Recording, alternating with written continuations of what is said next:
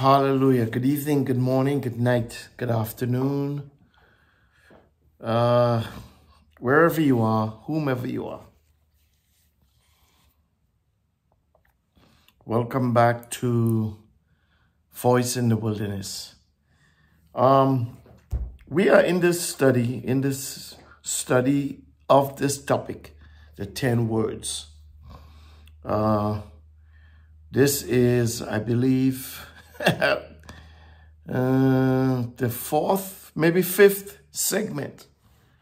All right, we did 2 segments on just words in general, the power of words and what kind of effect the words have on us as a race, as a people.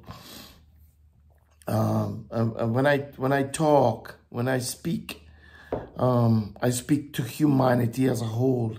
I'm not speaking to any color, creed, race, ethnicity, culture, what have you. Okay?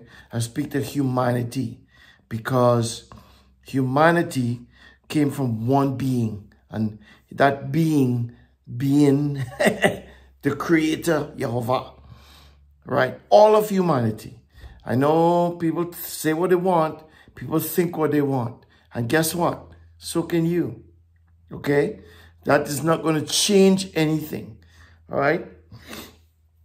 That doesn't change anything. Nothing we think that is correct, or we think that is right, or we think that is apropos, none of those things really change the truth. All right? You could believe what you want. That's your prerogative. It's like Poppy Brown said, it's my prerogative. All right? So, we here, we talk about the biblical narrative. We talk about what is written. We talk about the testimony about what is written. Okay? That's what we deal with. Everything else is if we can bring stuff in to add and to help establish that testimony, that's what those things are. I establish or refute whatever we're trying to do, right? So, we are in the study about the 10 matters, the 10 words, the 10 things, if you will, right? And we have to understand that these are just 10 things. They are not the only things, right? Some people believe they are like headlines, right? Some people believe that these 10 things cover everything about life and liberty and justice and all of that stuff, right? And it's fine if you think so. But specifically here, we're talking about these 10 things. We talked about the fact that these 10 things, even though they were written in this passage, let you know we are in Exodus 20. Okay? Even though they were written by writers, the writers themselves didn't take credit for what is written. The writers themselves give credit to who said, who spoke, who was there, who wasn't there, that kind of thing. The writers themselves has become a testimony to the words that were spoken, right? Vis-a-vis who spoke them and so on and so forth. Exodus chapter 20 begins by saying God spoke all these words. The writer did not say Moses. The writer didn't say I. The writer didn't say God told me. The writer said God spoke all these words saying. And we discussed those things at length in previous episodes of this teaching. Go back, Listen to it. Take your notes. Add stuff. Whatever. But we spoke at length. God has established who he is by what he did. Unfettered, unchained,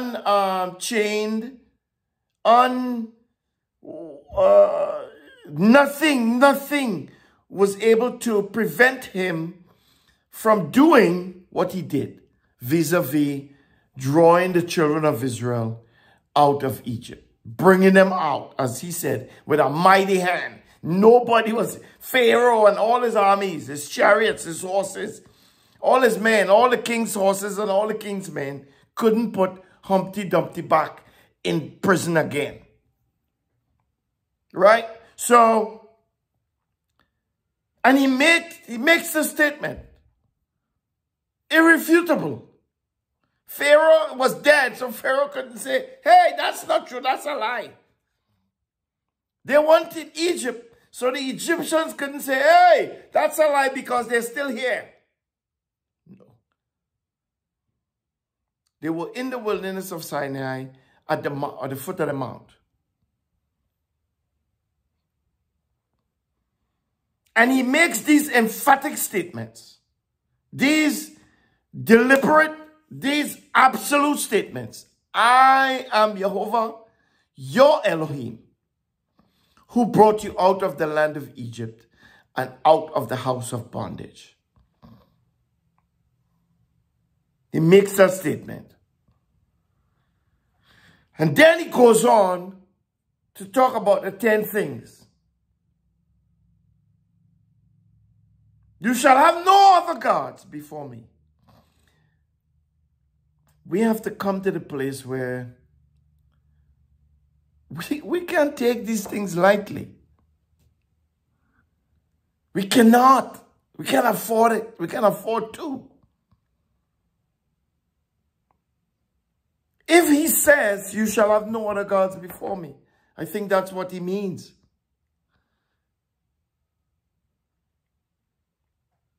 And for far too long, we have gone on. I'm talking, when I say we, humanity as a whole, from the beginning, even up until this day, we have gone on to take him for granted. We have gone on to fuss and complain. We have gone on to think like we know it all. We have gone on to establish our own rules and laws and principles.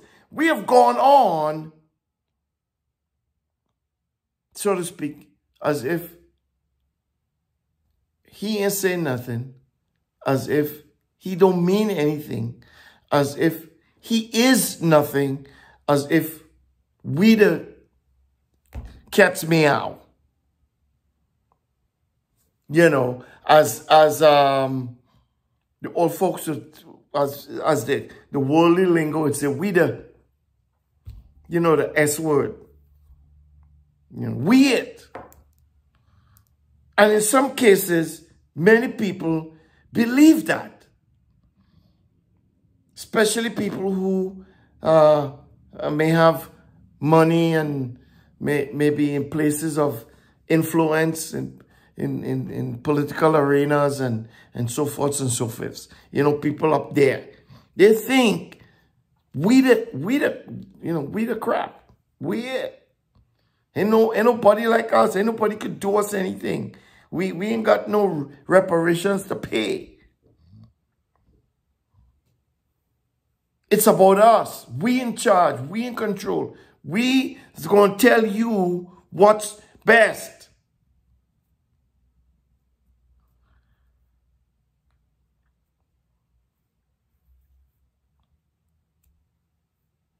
As they did in Genesis 6. We have testimony after testimony about people who have this idea that they're God, that it's about them. It's us for and no more. And they live life like that, operate like that, seemingly without consequence. I said seemingly. But don't be fooled. God is not mocked. Whatsoever you sow, that shall you also reap. See, it's a principle. Farmers don't plant corn to reap peas. They don't plant corn and expect to get oranges. They don't plant corn and expect to get sheep or goats. If a farmer plants a crop of corn, he expects to get corn so that he could reap. If he plants oranges or apples or grapefruits or whatever he plants, that's what the farmer is looking forward to reap.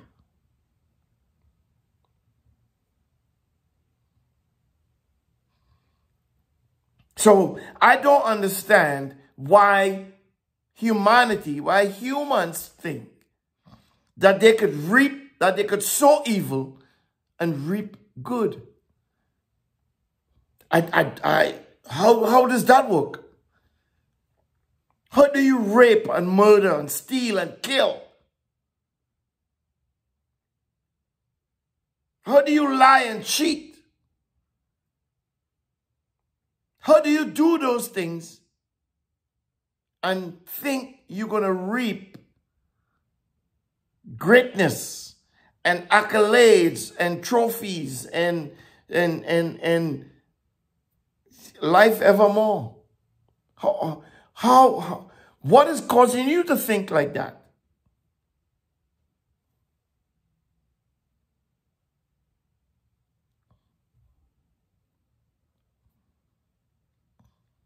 He said, you shall have no other gods before me. And not only you shall have no other gods before me, but don't make for yourself an idol. You know, and we talked about these things at length. Don't want to go back too much into that. But I want to regurgitate some of this stuff so that you could draw a reference. You could draw that line. Right? Don't make for yourself an idol. Is that true of us? And I'm not talking about, you know, a show on television called American Idol. And, you know, people will be like, oh, that's blasphemy. Don't, you know, Bible says don't make for yourself. No. You have to understand the nuance that is American Idol. Right? It's a show about searching for talent and bringing that talent out to you know. This is not necessarily making an American Idol. Although that person can become an idol. Those people who judge can be idols to other people. People look at them and be like, oh, Steven Tyler, oh, Katy Perry, oh, whoever else. Lionel Richie. I think the last episode, I think those were some of the, I can't remember who was the fourth one? It's Katy Perry, Lionel Richie. I can't remember if Steven Tyler's still involved. I don't know. Not like I'd sit down and watch the show. I used to. When my kids was young and entertainment value. We got to live. We in this world, but you don't have to be of this world.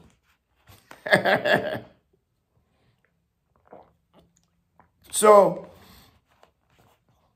he says, don't make yourself an idol. Make it.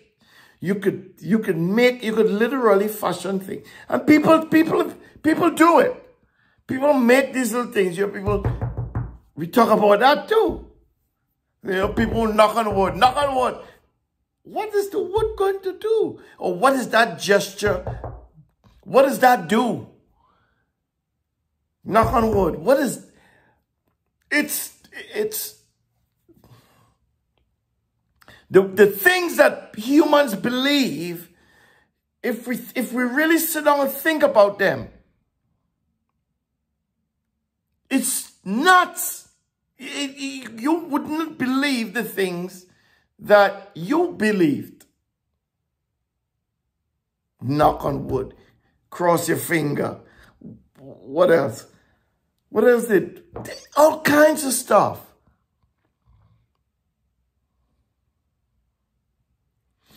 He says, don't make an idol. Don't make an image of anything in the heavens above. People believe in the stars and the moon. People howl at the moon. What is that going to produce for you? Please tell me, what does howling at the moon, what does the moon do in response? Does it howl back? Does it shed blessings on you? What does the moon do? The moon is an inanimate object. It's up there. It was created by something that's bigger than the moon.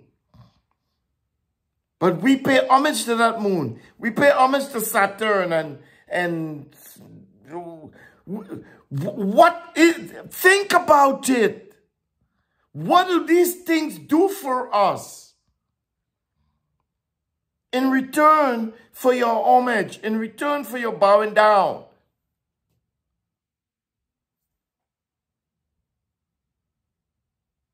People believe in trees and goats and sheep and cows, and they hold these things up to different levels of esteem.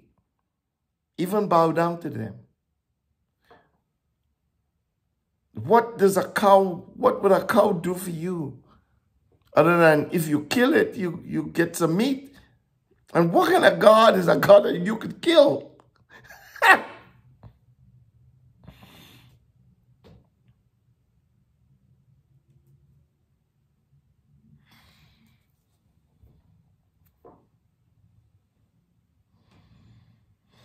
What kind of God is a God that can't do anything for itself other than depend on the human being?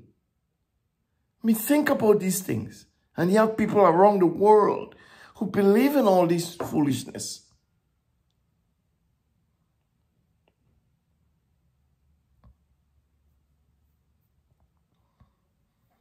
He said, you shall not bow yourself down to them, nor serve them.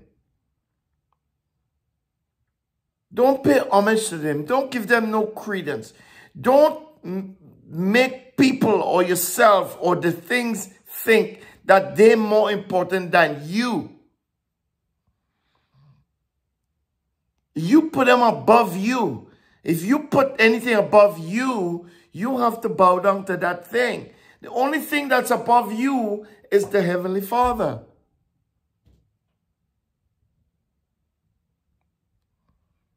So he's saying, don't bring nothing before me, and don't do, and he's identifying the things that we should not do. Which, on the flip side, identifies the things that we should do.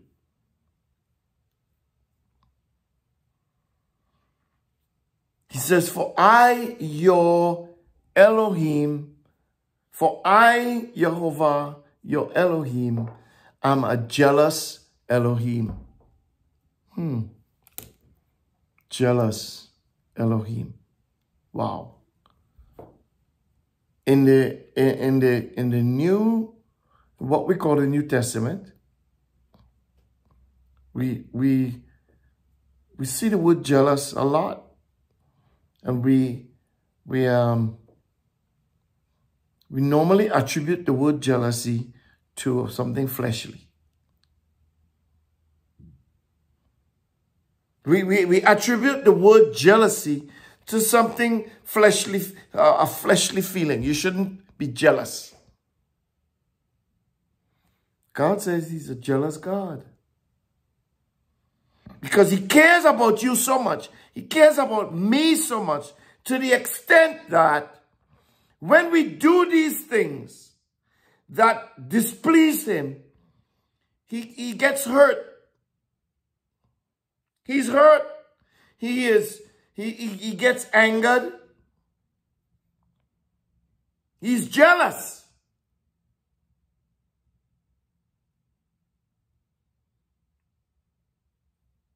And you say, well, how could God get jealous? How could God be jealous? Because he created you. Jealousy is a part of who he is. He's a jealous God.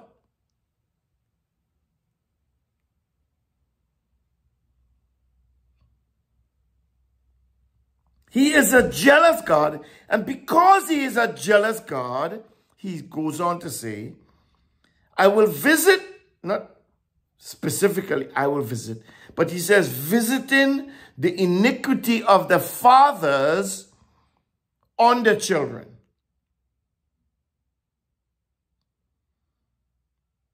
On the third and on the fourth generation of those who hate me.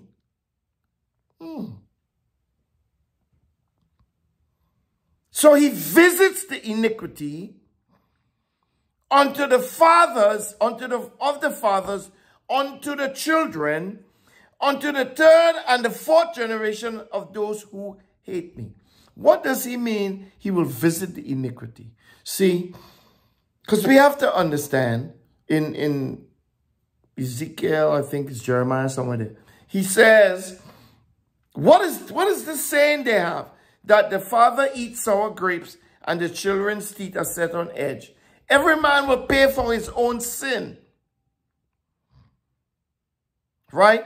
So how could he say every man has to pay for his own sin? But here he says he will visit the iniquity of the fathers unto the children, unto the third and fourth generation. What is that?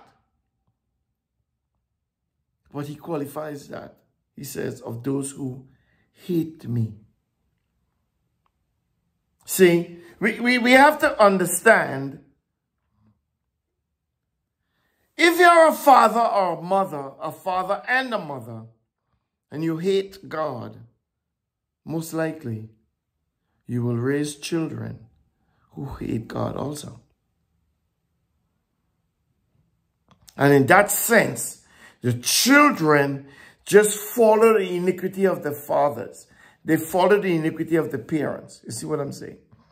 See, it's unlike the children who recognize that their parents, you know what? Mom, Dad, I don't like how you all, I don't like that. I'm going to do something different. Because that happens too, you see. You have parents who are wicked. And those parents bring forth children who, for some reason, go the opposite direction. For some reason, the children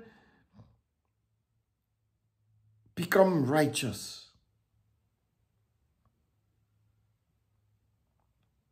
And vice versa.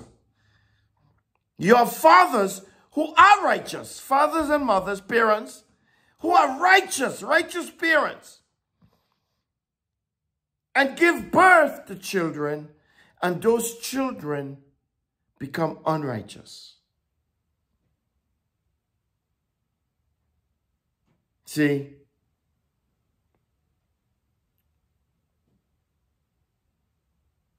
As a father that I am, and hopefully a lot of you out there are fathers and mothers, you have to endeavor to raise righteous seed. It's the commandment. It's like the first commandment. Oh, God. That's not the first commandment. Oh, gosh.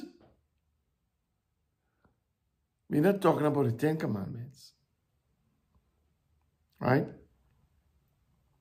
But it's like the first commandment that was given to the man and the woman in Genesis.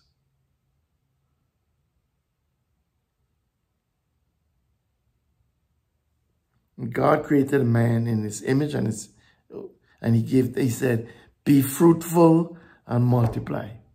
That's a command. Be fruitful. He didn't say, well, he didn't say, I'm going to create you guys and if you want. You see what I'm saying? You know, it's up to you. It's no big deal. I don't mind. I don't care. You decide. You know. No, he said, a matter of fact, let's go read it. It's nothing like reading it. You see what I'm saying?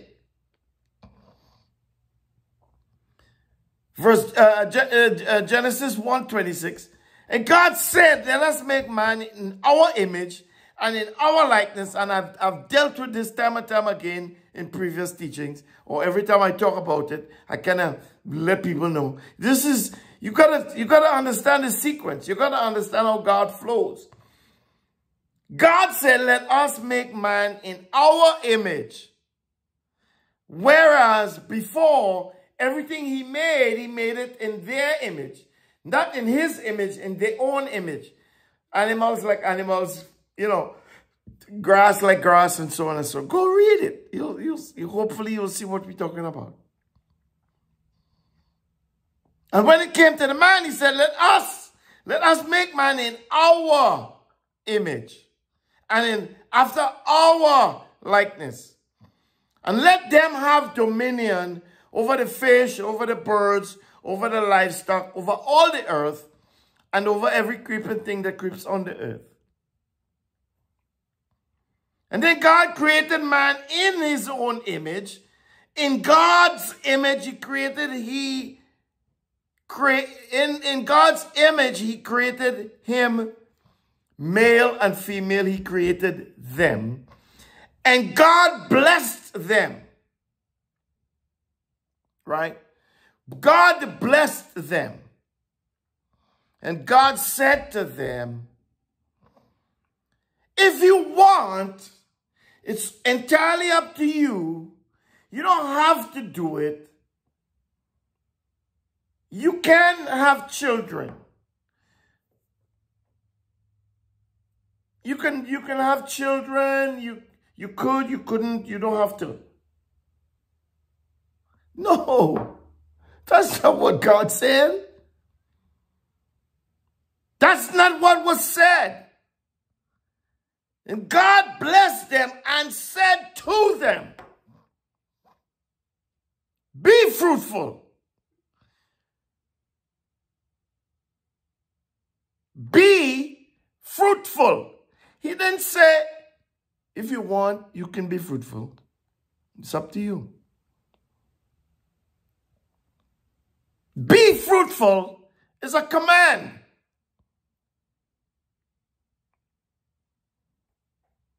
So when I referred to that being the first commandment, that's what I was saying.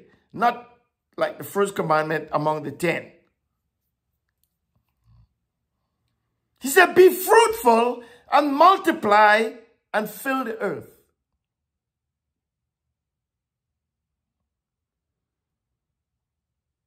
But when the command comes to be fruitful, what does he mean by be fruitful? Have children, you know, multiply yourself.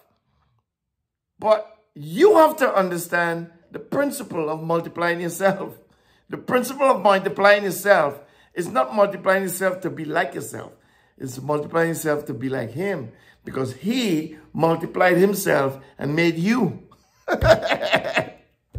He said, let us make you like us.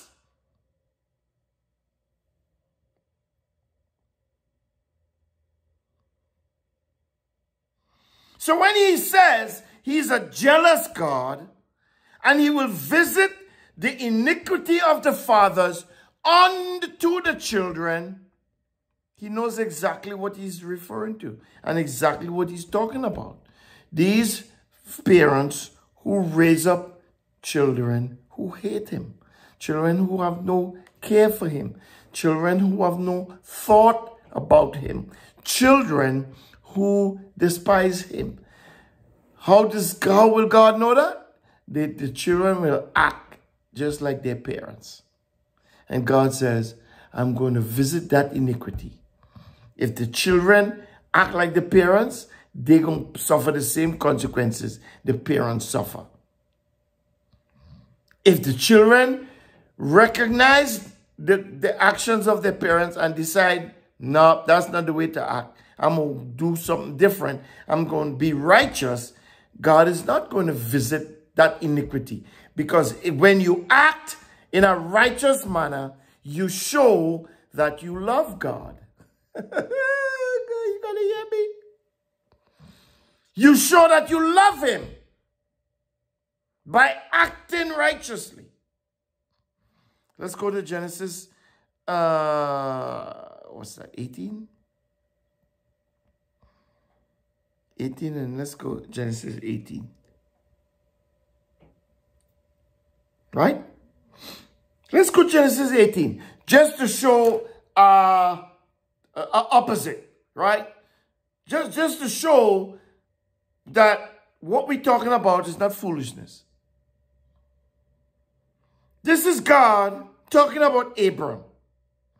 This is God who visited Abram and just declared to Abram all the stuff that God was going to do for Abram. You know, and God said to Abram, walk before me and all that good stuff. And I'll make you a great nation and all kinds of stuff. 18 and 1, 2, 3, and go down, reread. Genesis 18 and 17 says, and Jehovah says, will I hide from Abram what I do? So we know the story. God came down, visited Abram, and as he was visiting Abram, his intent was also to go deal with Sodom and Gomorrah. Okay? Woo, woo, woo, woo. Sodom and Gomorrah, okay? You all know the life they was living in Sodom and Gomorrah. Remind you all of anything like going on in the world today? Does it remind you of anything that's happening in the nation that you're living in today?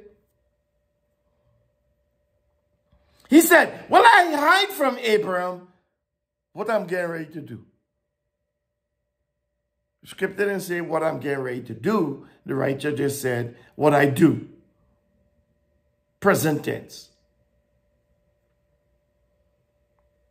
Since Abraham will surely become a great nation. God is talking to himself. Will I hide?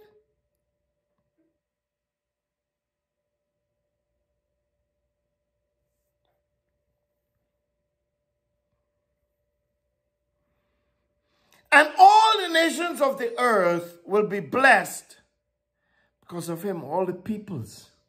Really, it's about people.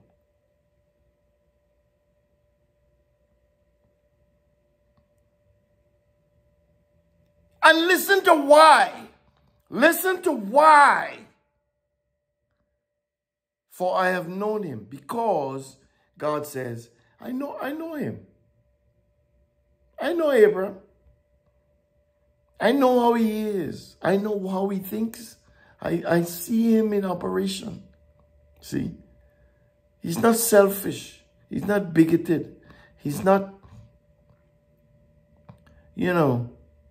he's a righteous person. He thinks about other people. Even puts his life on the line for other people. He loves from his heart. He's a giver. I know him. I know that man. I know him to the point where I know that he will command, listen, that he will command his children, and not just his children, because at the time, Abraham didn't have any biological children at this time. You got to see that. You got to understand. This is God speaking prophetically, both from the past and in the future. He see the end from the beginning. And he's speaking that way. He says, because I know him. And I know him to the extent that I know that he will command, not just talk to his children about stuff, but he will command them. He would be in a position of commanding his children. This is what we must do. This is how we must live. This is how it must be. Standing from a position of commander-in-chief. This is the way we must walk. We must live. Not just to his children, but to his household. See,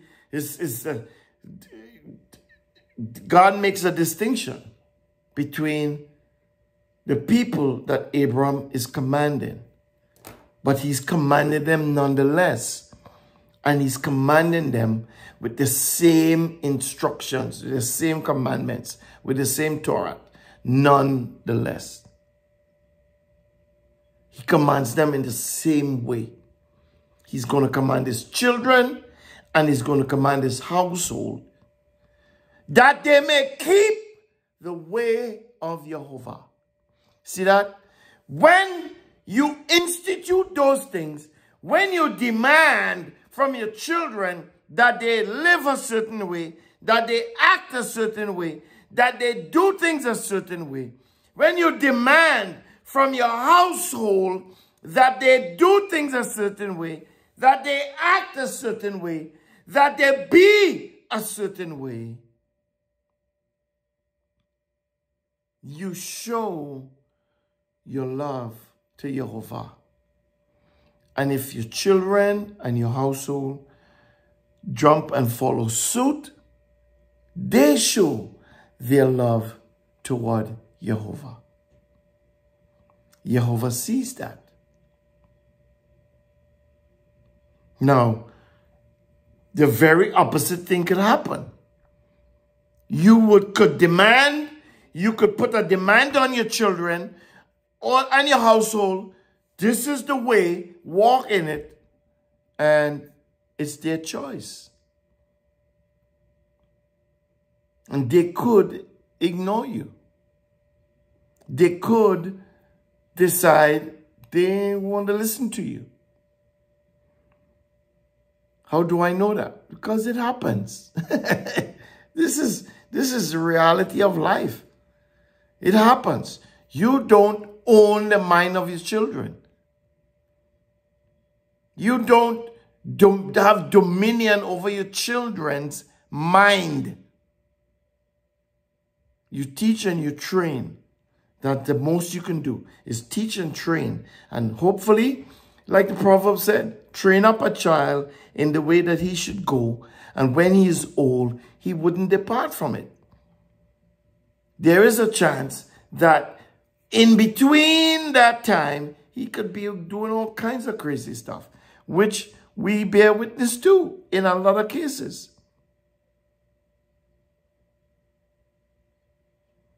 You try to teach your children the right thing. You try to teach them the godly thing. And they just make their own choices. But you insist, you try to teach them nonetheless. And if they follow your word, if they follow your teaching, if they adhere to that, they'll be all right. Hopefully, if they go astray, they come back. And they're going to be all right. But you see, no man knows the date or the hour, right? You don't know when your time is going to come. Neither do they. That's why we can't fool around with it. We can't fool around with it, people. We have to get with it now. Get with the program now. Today is the day.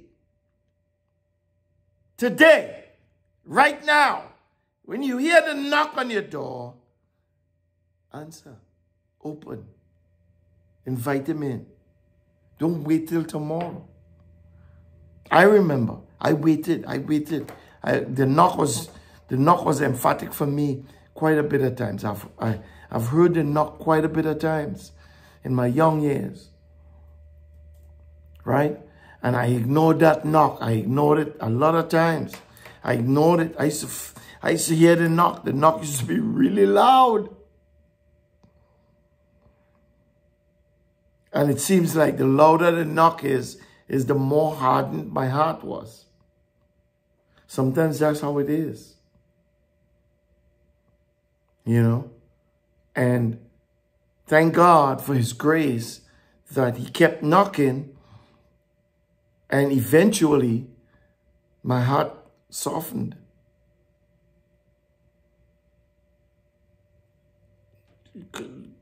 Would I say I softened my heart? I would never even think that, much less to say it. I knew that it was God is the one who softened my heart enough that I would hear eventually respond to the knock. He was, listen, you can't beat, listen. In all seriousness, don't fool yourself, okay? There is no defeating him. You can't defeat God. I don't care if you don't believe in him. You cannot defeat him. You cannot. It's impossible for you to defeat God.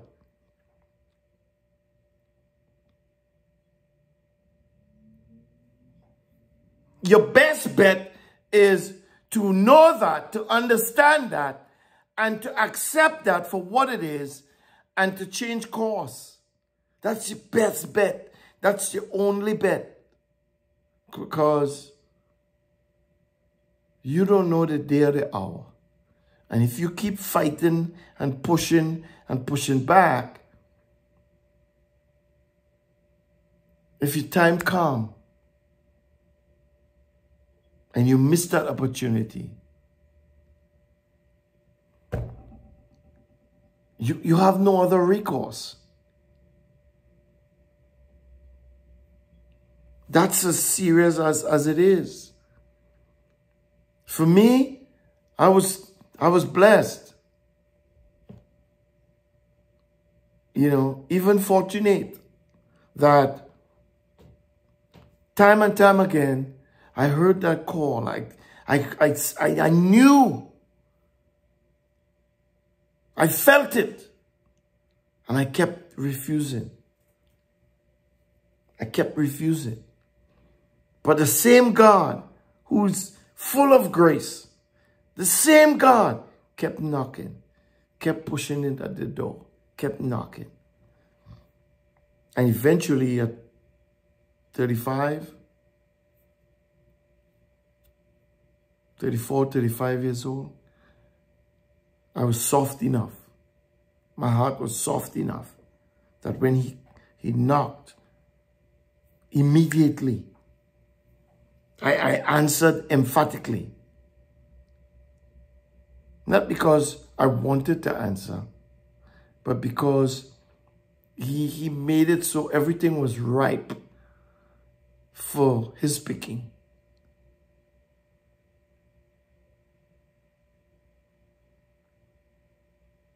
That was 1995. And here I am today, still going at it. Has it been all smooth? Nope. Has it been all downhill? Nope. Has it been all uphill? Nope. But I'm still here, fighting. You know, as I'm thinking about today and coming here and putting out this teaching. I'm saying to myself, man, it's been a rough few months. Rough. When I say rough, what do I mean? Personally, I'm dealing with personal things that I'm dealing with, and it's rough. You know, and it's discouraging and it's frustrating, and it's depressing, and it's all the things that could take you out, that could cause you to just lay down and quit. And say, you know what? I give up, God. I give up.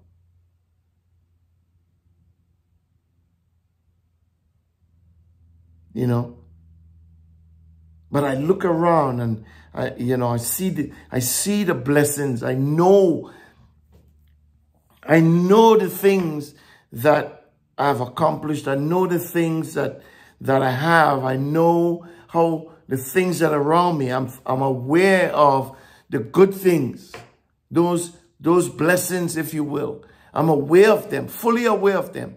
And sometimes I don't understand why. Sometimes I look over my shoulder expecting a bat to be coming at my head. A bat meaning like a baseball bat or cricket bat or something. Some coming to decapitate me because of some of the stuff that I deal with. And I'm dumbfounded, really, by the grace that has been given.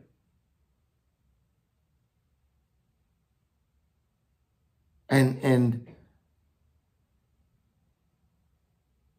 I hold on to those things. I hold on. I would even venture to say, I ain't holding on. He's the one who's holding on to me. I tell the truth. I tell it like it is. I sometimes I believe that I'm not the one who's holding on. He is the one who's holding on to me.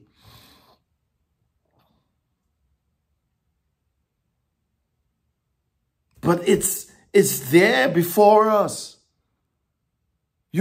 There's no defeating God. None. No human being can. No entity. There isn't an entity in creation, in the world now, in the world to come. There is no entity that will defeat him. And he says that over and over and over, time and time again. I am God. All by myself. I don't need any help. I follow the counsel of my own will. He speaks like that. I am the Lord God who brought you out of the land of Egypt, who delivered you out of the house of bondage.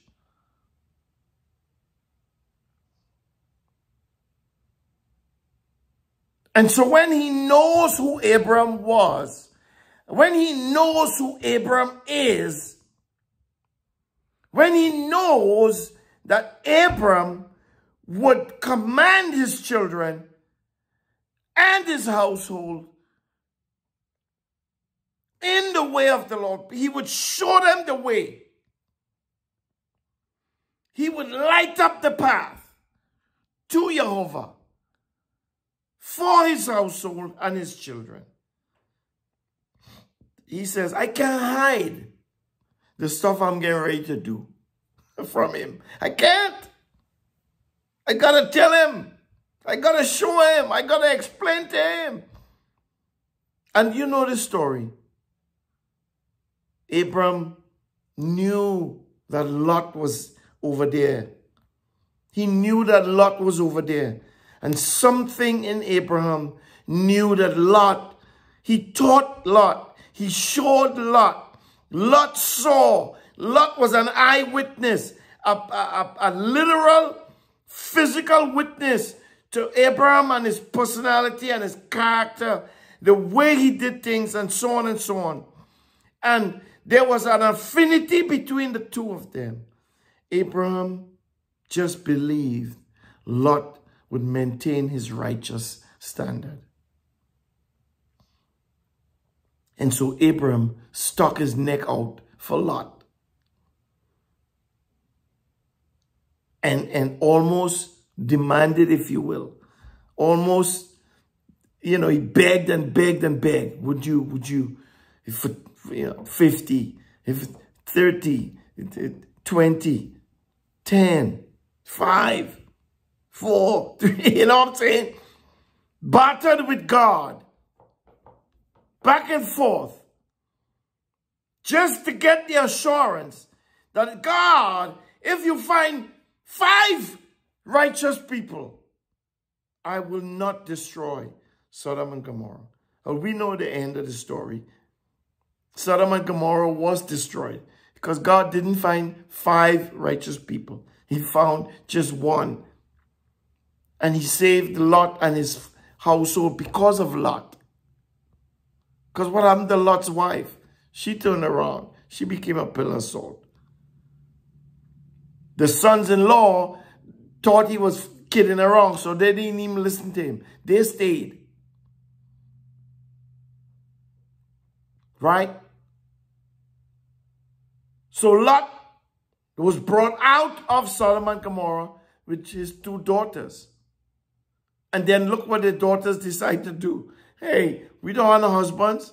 And when our father dies, there's no other men to carry on. So we gotta give our father men, but we gotta give our father, children.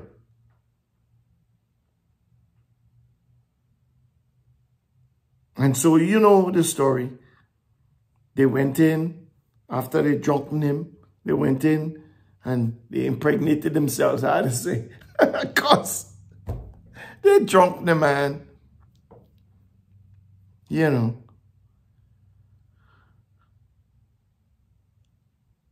But if you think about it, God could have been like, and there are no children coming out of this. Right? But he allowed it. He allowed it. He allowed the 2 daughters to become pregnant.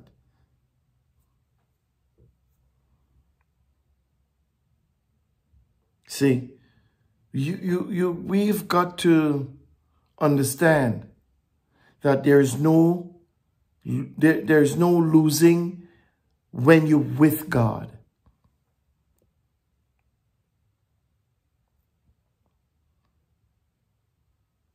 You can't lose. You don't lose.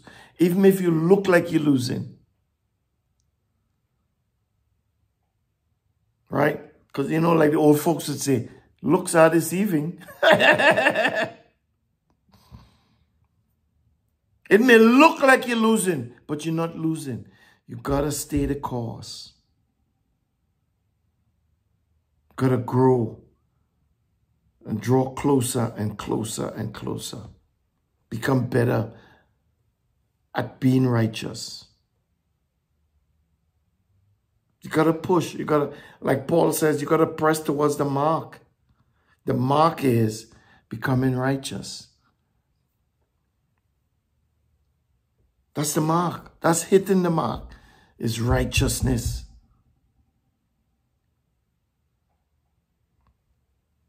He said, I will visit the iniquity of the fathers unto the children, through the 3rd and 4th generation of those who hate me.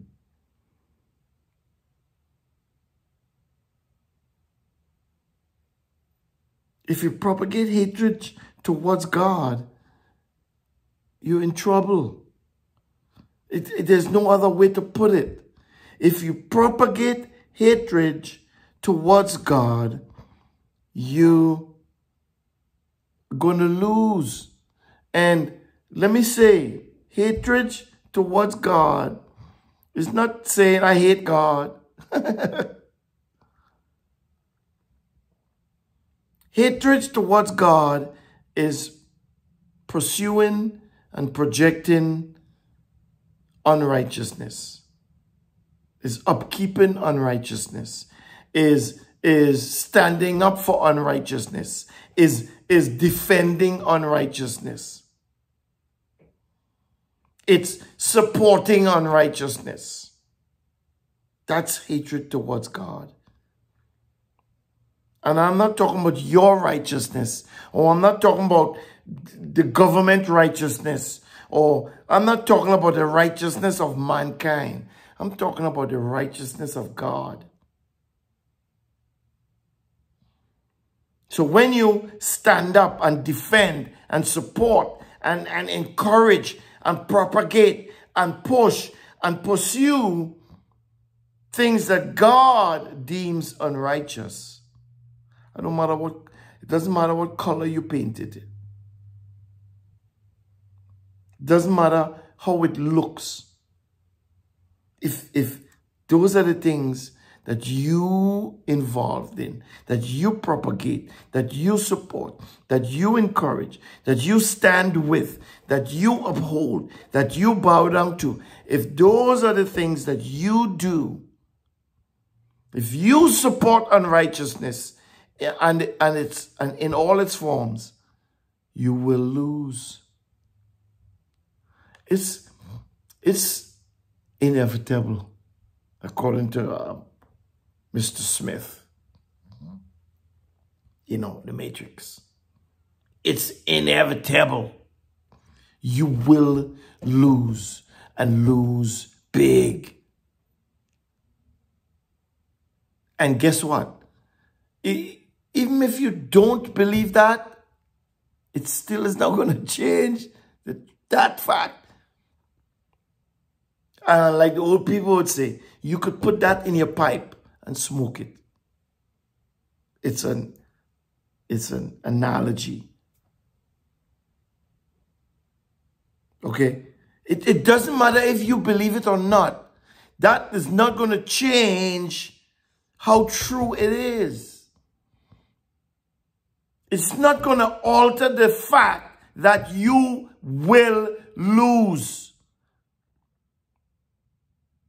So, believing me or not believing me doesn't do anything for you if you go that route, if you stand in that way.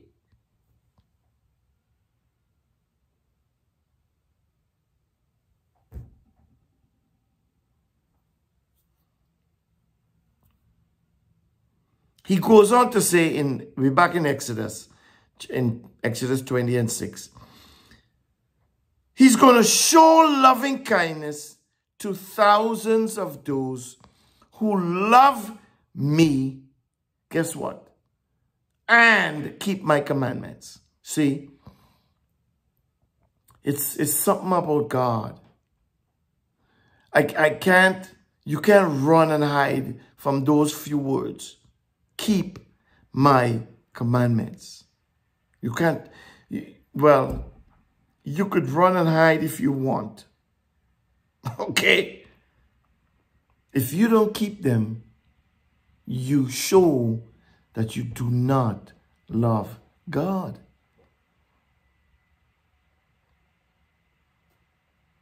And you could think whatever you choose to think. If you do not keep his commandments, you show that you do not love him. Doesn't matter what any preacher, apostle, any prophet, any evangelist say to you. In the end, you have to give an answer. And you can't say, well, the prophet said I was good, I was safe. Because I support the colorful flag people. And I encourage them to live like that. Encourage people to have abortions. I encourage them. You can't say the prophet said I was in a good place with God. You can't say that. You can't say that. You can't use another person in your defense when it comes to you answering to God. right? You can't say that because God says that the man who sins, he shall die. That man shall die. The one who sins.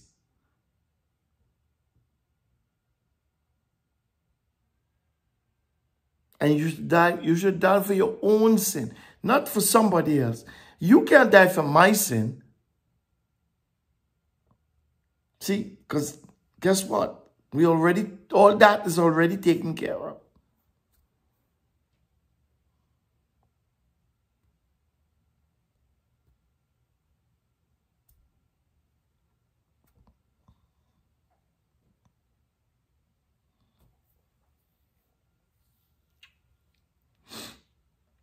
Okay? So we talk about the first commandment, which is, you shall have no other gods before me. The second commandment, which ties in with the first, about having gods, and includes don't make them, don't create them, don't bow down to them, don't worship them, don't pay no homage. Okay? The third one is, do not misuse the name of Jehovah your Elohim, for Jehovah your Elohim will not hold him guiltless who misuses his name. The King James Version says, do not profane the name of Jehovah, and so on, right? Thou shalt not take the name of Jehovah in vain. And we have a plethora of teachings about this. And one of the things that we want to highlight when we're dealing with this third command is, what is God talking about here? Don't take my name in vain. Don't profane my,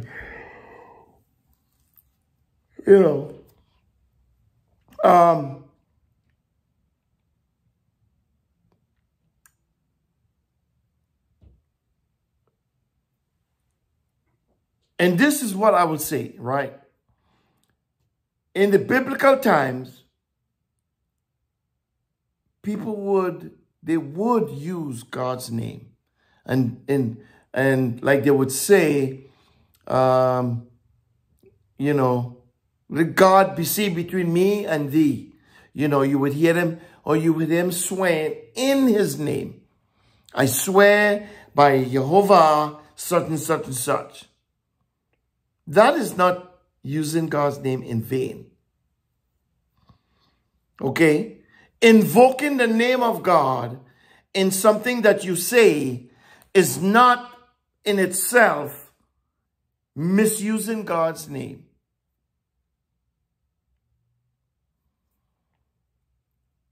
It becomes the misuse of his name when you invoke the name in your lies, in your unrighteous deeds, actions, and so forth and so forth. So when you lie in his name, and you cheat and steal and kill and murder in his name, that is misusing his name. When you prophesy falsely in his name, that is misusing his name. Okay? So when he says, don't use my name in vain, that's what he's referring to.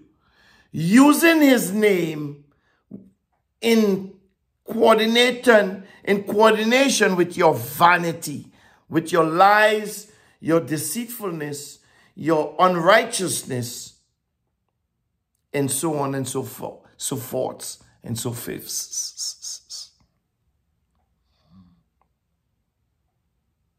See, when you say something and you know it's a lie, and you invoke the name, he's not going to hold you guiltless. I remember years ago, I was in a particular youth ministry, and, we filled with the Spirit, speaking in tongues, and and prophesying and all kinds of stuff. And I remember talking to a young gentleman who was part of the youth ministry and saying things to him to the extent where saying that, you know, God is going to do this and that and that and that. And the person was a avid football player. I've never seen them play, but they had the reputation to be a top football player at school level, whatever school he was attending and so on. And I was going on and, you know, trying to be this big time prophet. And after I said the things that I said to this person, a little voice said to me, "Why you say all that stuff?" Like that. You know what I'm saying? Why you say all that stuff? You know? And I had to repent. I had to ask for forgiveness. Because you see, we take things for granted. We take things lightly. And people go around claiming to be prophets, and they go around claiming to be all kinds of things, right? And as a result, they say all kinds of things, right? But here's the truth. Here's the truth. I'm trying to... If we go to Deuteronomy 18, right?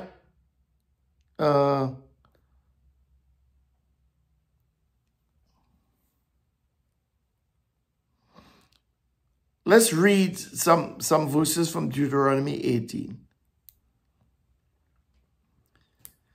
Deuteronomy 18 and 1 says, "The priests and the Levi, all the tribe of Levi, shall have no portion or no inheritance with Israel." This is interesting, right? We have got to understand. Listen, God does not do anything by happenstance. He doesn't just vicariously do stuff. Everything he does with reason and purpose and function. Right? He says, "They shall eat the offerings of Jehovah made by fire and his portion." So the whole sacrificial setting, right? I'm going to just say this here. The whole system, the whole sacrificial system was not just set up because God delights in sacrifices. Because we know he said that he doesn't, this is not something that he delights in. Or he focuses any attention on. The sacrificial system was set up so that God was able to take care of his priests. Oh God, listen.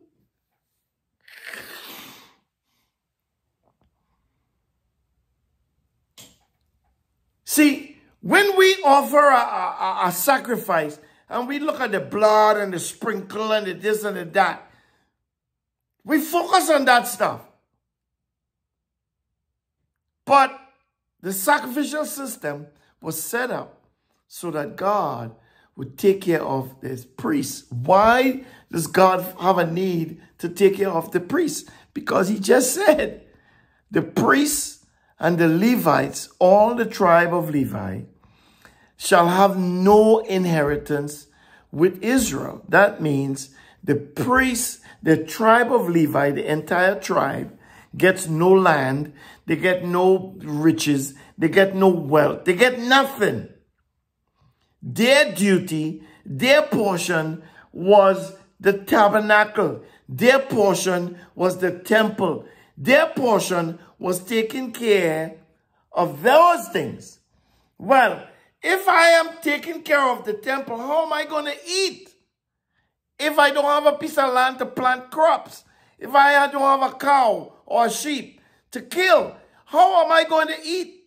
Well, don't worry. I got the people bringing in these things on a daily basis, right? On a sin basis. I have the people bringing them in to you so that you will eat. When you kill, when you sacrifice, and you sprinkle the blood and do all this waving and all these things, guess what? You are eating portions of it. Yes, you burn some things, but you're eating portions of it. Even the people who bring some of the items, the people get to eat the items too, in some cases. See, you got to understand that. But no, we don't think about all of that. He goes on to say, they shall have no inheritance among their brothers. You know, they ain't getting anything. They don't have anything to call their own. The earth is the Lord's and the fullness thereof, and all they that dwell therein. God said, I'm taking the Levites, the tribe, taking all his sons for myself. Because I want them to do certain things. Right? They ain't getting none of the other stuff. Well, they had to live. They had to eat. Right? They had to have houses. They had to live somewhere.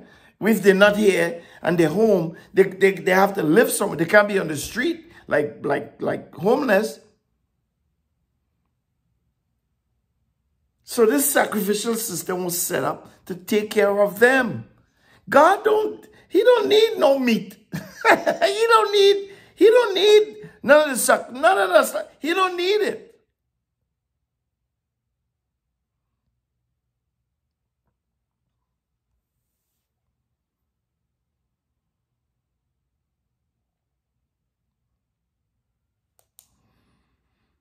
But we're talking about us. We're talking about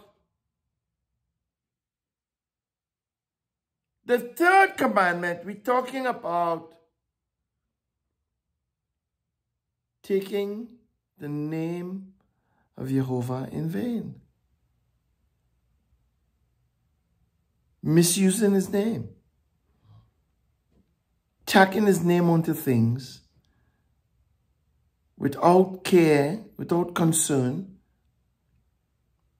because we think we can. And we think God is, he's so full of grace. Jesus died. He died. He took away all that stuff so we could say what we want. No, you can't. No, you cannot.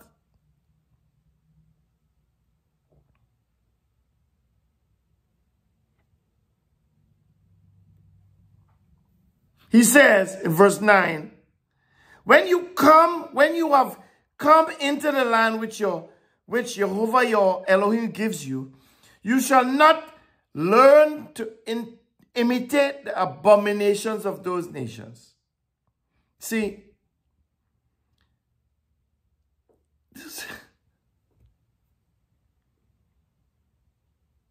my son, my oldest son used to ask a ton of questions about God.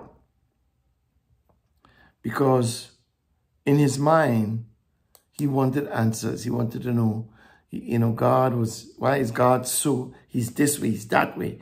He's selfish, this is God. No, it's all good. Nothing wrong with asking questions. Because when you ask questions, you'll get answers. You may not like the answers, but you will get answers nonetheless.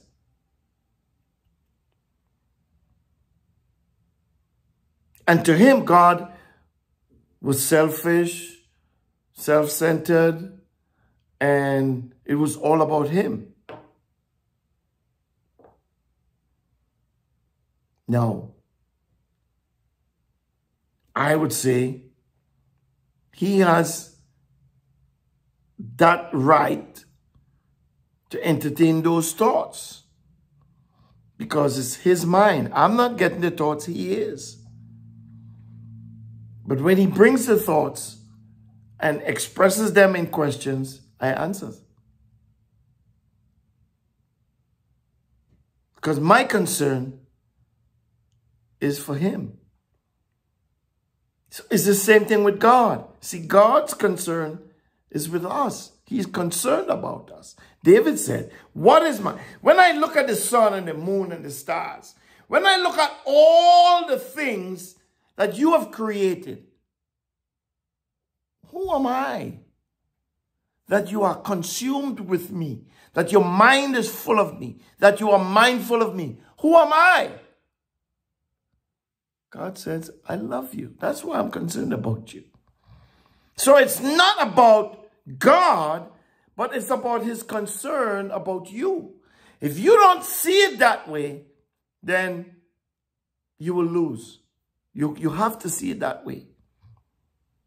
Because if you don't see it that way, you will lose. This was I used to tell my son. You have to understand, God is not concerned about him. Because guess what? He is God. And the 8 point something billion or the 7 point something billion or how much ever billion people in the world, if we all come together, we can defeat God. If the 7 point something billion of us come together and agree and decide we're going to attack God, God will still win. Because he is indefeatable or undefeatable. We can't win. But you have to understand, you have to accept that. So he's not self-centered or selfish concerning himself. But he is jealous concerning you. You see what I'm saying? That's what he just said, right? I'm a jealous God. Because I created you for me. I want this relationship. I don't want you going out there having relationship with things that is beneath you. And you trying to exalt them in places that they don't belong.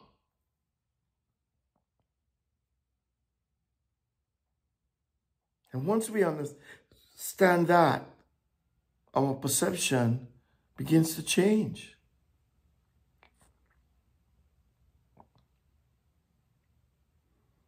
See, if you understand the sacrificial system and why, then you wouldn't query what's up with the blood and all this stuff. And because guess what?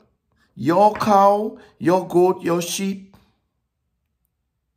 is helping to feed the priests. It's helping them.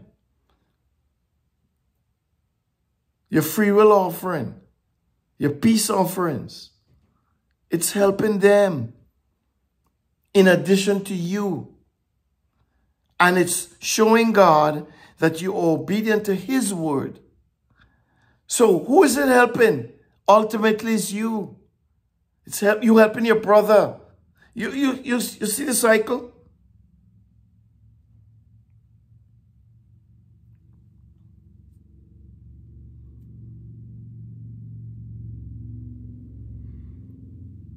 Deuteronomy 18:10 says, there shall not be found with you anyone who makes his son or his daughter to pass through the fire. One who uses divination, one who tells fortunes, or an enchanter, or a sorcerer, or a charmer, or someone who consults with a familiar spirit, or a wizard, or a necromancer. For whosoever does these things is an abomination to Jehovah. Because of these abominations, Jehovah, your Elohim, drives them out from before you. So we have to understand when God says, don't use my name in vain, You know, we got to be careful of what we say when we invoke his name. Or if we are invoking his name. You can say what you want. But when you say what you want and you invoke his name, or you swear by his name, which literally you can do, you are allowed to do. He wants you to swear by his name, but in truth and in righteousness and in goodness and in faith and in obedience. Not the other side of the wall. Because he will not hold you guiltless. Not when you're doing these things.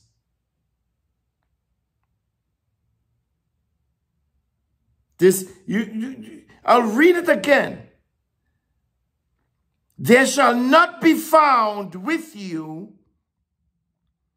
anyone who makes his son or his daughter to pass through the fire. What does that mean, pass through the fire? Well, in these days, and I would dare say even today, vis-a-vis the A, you know, the things that women do, you know, that starts with the letter A. You sacrifice your children. That's what they used to do. They used to sacrifice their children. They used to sacrifice their sons and their daughters, burning them in the fire. It's, you know, Molech, the worship, the god they call Molech. And as a result, they would offer sacrifices to this non-god, Molech. Right? He says, not just don't pass them through the fire, but don't use divination, tarot card, you know, calling up the dead. Don't tell fortunes. You know, the fortune tellers want to read your palm and say this line is this and that line is that. Or the enchanter. People who conjure up spirits by enchantments. You know, we watch a lot of these Harry Potter movies. And I went to movies to see Dungeons and Dragons. And they use chants and words, you know, to conjure up spells. Or a sorcerer. And in these movies, they have these depictions. Or a charmer. See, a charmer is somebody who is charming. Somebody who is very charming. A charmer casts spells. You know, I tell people, you could be a charmer and don't even know it. You know, when you're talking to the young lady down the street or up the street or wherever, and you're talking to her and you know what you want, and you're trying to get what you want, so you charm her. Tell her how nice she looks. And you give all this, what old folks used to call sweet talk. Even you, with your godly self, could be a charmer. You use all these charming words and you have this appearance, this look about you that is just charming. I'm sure you've heard people describe other people as, they're so charming. There's something about them that, you know, they say something and they make you, oh, oh. See, we don't think that it could be that simple, but I'm here to tell you, it's that simple. I've charmed people.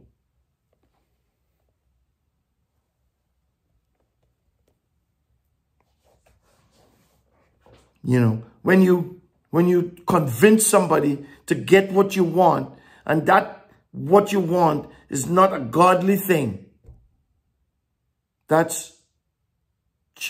could be considered you charmed that person out of, you know, whatever it is you got.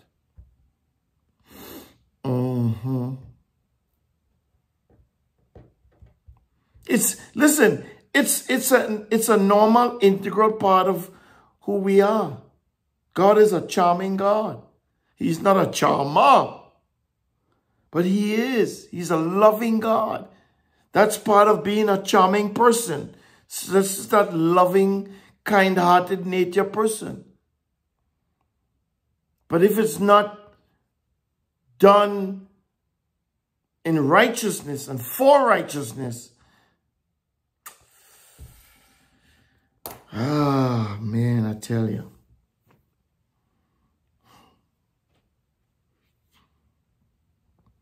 Verse 11, or a charmer, or someone who consults with a familiar spirit, or a wizard, or a necromancer.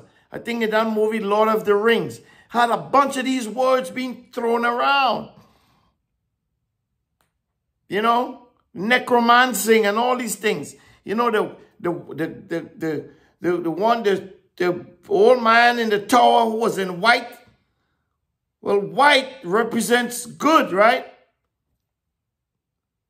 And I do that in vertical. You know, he had on the white thing and he had a stick in his hand. Gandalf the Grey, he was gray. He didn't yet become Gandalf the White. He was gray, but he was good. His heart was good in the right place and always wanting to help and be kind and all these things, right? He knew Frodo had the ring. He never chastised him, never tried to steal it from him, never tried to beat him over his head to get it. You see what I'm saying? The other one who was with the elf, the lady, top elf lady, you know, and he was actually, in fact, bad. He was working with the wicked people, with the wickedness, the evil spirit. But he was in white.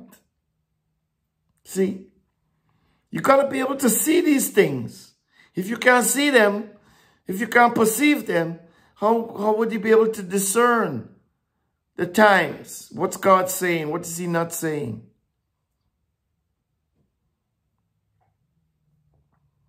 He says, in verse 12, for whoever does these things is an abomination to Jehovah. See, you can't do these things and think that you're doing righteousness. You can't be a necromancer. There's no such thing as a righteous necromancer or chanter or you know, a wizard. But that's what they're portraying, right?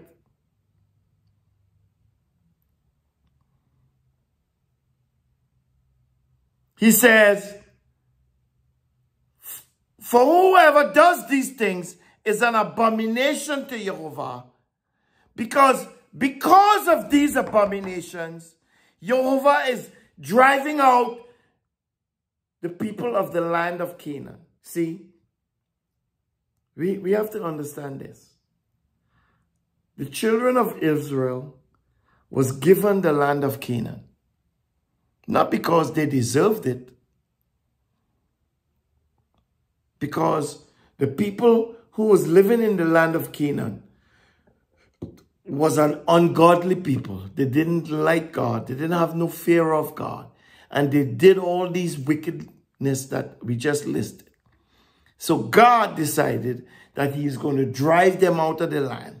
And God decided, seeing that I'm driving them out of the land, I'm going to bring these people out of bondage and give them that land. So he tell the people he's given the land, don't be like them people. Be separate. Be ye holy, for I am holy. Listen, we have to understand. And we came to Deuteronomy 18 to show or to see that when we say things, when we talk, when we use words, if we understand how impactful words can be, or how impactful words are, from the standpoint of what they mean to life, not just my life or your life or anybody's life, but life as a whole, we would think more before we talk.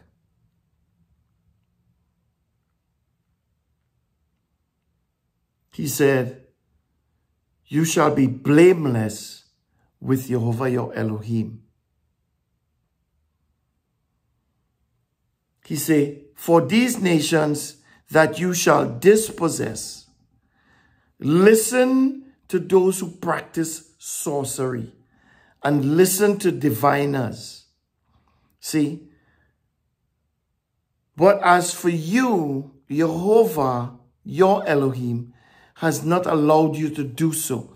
So these nations will do all kinds of stuff. Sorcery and enchanters and necromancy and they were just they were doing all these false things, all these lies and deceitful things, living in unrighteousness, offering their children up to there's no gods.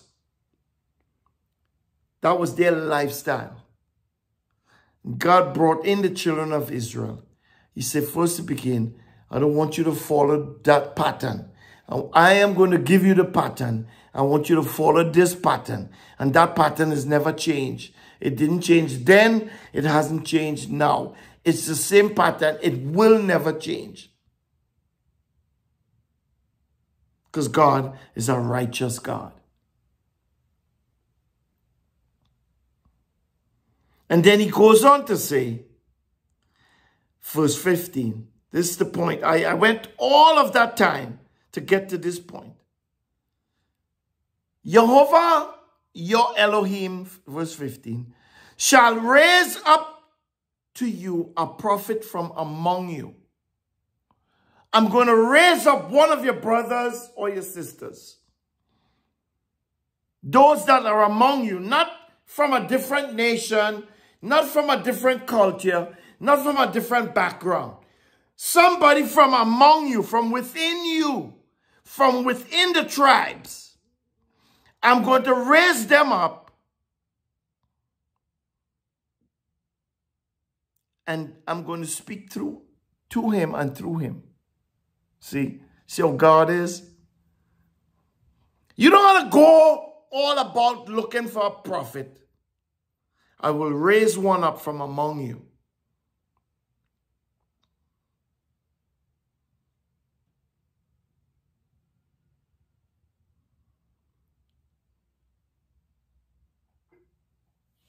He said in verse 18, I'm going to skip down.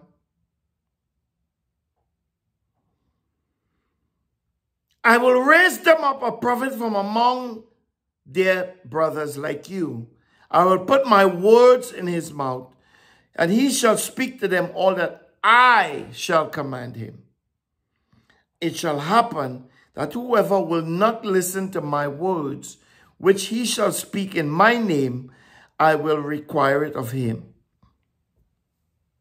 But the prophet who speaks a word presumptuously in my name, which I have not commanded him to speak, or who speaks in the name of other gods, that prophet shall die. So God gives this depiction of two prophet-like people. Two similitudes of what prophets will be like. One will be raised up from among the brethren to speak only the words that he is commanded to speak. And those will be the words of God. And then they will read there is another similitude of a prophet who will raise up and say stuff presumptuously because he thinks he is a prophet, or because somebody told him he's a prophet. So that one is going to raise up and speak things too.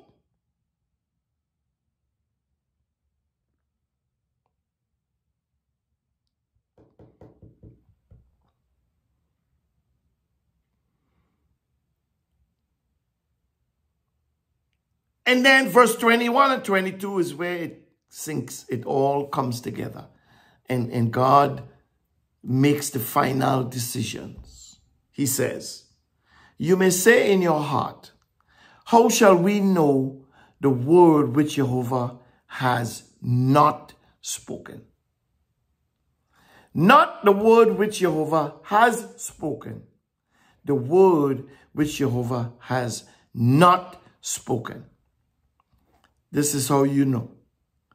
He says, verse 27, when a prophet speaks in Jehovah's name, when somebody invokes the name Jehovah in his speech, if the thing does not follow nor happen, that is the thing which Jehovah has not spoken.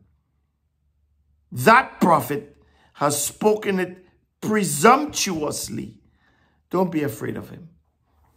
Do you know how many things, how many people have said that has never come to pass? I've heard so much things that, people, and that's one of the reasons why I don't like prophecy.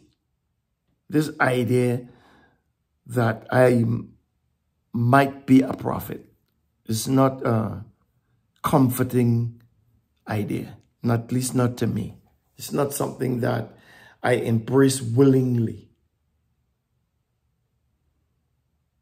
See? Because I know, as I said, in that instance, all those years ago, that I spoke presumptuously. Or I may have spoken presumptuously, because I don't know if what I told that guy came to pass. I know I have said many things to many people, and many of those things have come to pass. And I am not one to say everything I say every time comes to pass. That I will not do. Because I'm not perfect. And you hear what he said. If it doesn't come to pass, that prophet has spoken presumptuously. Do not be afraid of him. Right? God will deal with that prophet or that person. Don't be afraid of him. So then you look for the result of what the prophet says.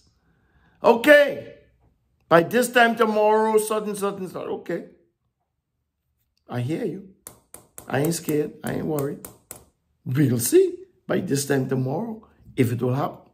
If it comes to pass, you know God said it. If it doesn't come to pass, just keep moving. So when God says, going back to Exodus 20, thou shalt not take the name of Jehovah thy Elohim in vain. That's exactly what he means. Be careful what you say if you invoking my name. He didn't say don't invoke his name. He said be careful. Don't take it in vain. Don't take it for granted. Don't just attach my name to anything that, because you think. No. Okay? No. But he does want you to swear by his name. He does want you to be upright by his name. He does want you to be righteous by his name. He does want you to speak the truth by his name. He does want you to be upright by his name. And you can invoke his name in all those things. But when you attach his name to falsehood, lies, and cheating and stealing, murders, killing, or what have you, you're in trouble, bro. You're in trouble. So, what's in a word? Life and death is in a word. Could be your life, could be your death. Could be somebody else's life. It could be somebody else's death. So don't throw around words vicariously. Be careful with your words. Be thoughtful with your words. Use your words to edify. Even if you are chastising somebody, use that chastisement to edify them, to build them up. Even if you're breaking them down. Amen? All right. We close on that note. Turn in your Bibles to Numbers chapter 6 and verse 22 through 27. Number 6. In closing,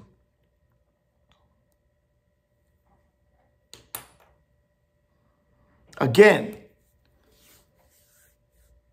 listen to the words. Listen to these words. Understand, right, how God is. Understand how he does things. He does not do things vicariously. He doesn't do things without thought. Okay? God is very, very astute and very conscious about what he's doing. Because whatever comes out his mouth happens. God, it's like that. Light be. You know, earth bring forth. You know, it happens. Because nothing comes out of his mouth and returns to him void. Everything returns to him full or occupied by the thing it was sent to be full with or to be occupied by. Amen. Number 6. Sorry. almost misled you all there. Number 6, verses 22 through 27 reads as follows. Yeshua spoke to Moses, saying, speak to Aaron and to his sons, saying, this is how you shall bless the children of Israel. You shall tell them, Yeshua bless you and keep you. Yeshua make his face to shine on you and be gracious to you. Yeshua lift up his countenance towards you and give you peace.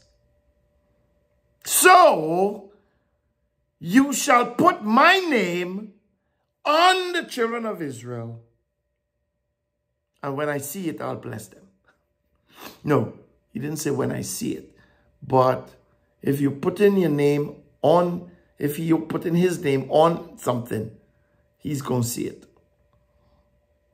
He said, so they shall put my name on the children of Israel, and I will bless them. May your name, may the name of Yeshua be on you. And may Yeshua bless you and keep you. May Yeshua shine his face upon you. And may he give you peace. Amen. Until next time, Shavua Tov, Shabbat Shalom. Peace, deuces, arrivederci, adios, buenos días, buenas tardes, buenas noches. Dios te bendiga. Deuces. Did I say deuces already? I think I may have. Bye.